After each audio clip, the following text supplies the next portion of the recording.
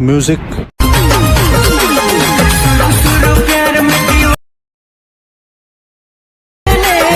छोड़ गया मोके पागल करने धोखे में धोखेबाज मोर दिल में तुम धोखे में। अगर तुम लोग नए हो तो सब्सक्राइब करो, वो जो लाल वाला बटन है उसके साथ स्कैम करो या फिर महफिल जमाओ, मुझे नहीं पता, बस क्लिक हो जाना चाहिए। तो चलिए शुरू करते हैं।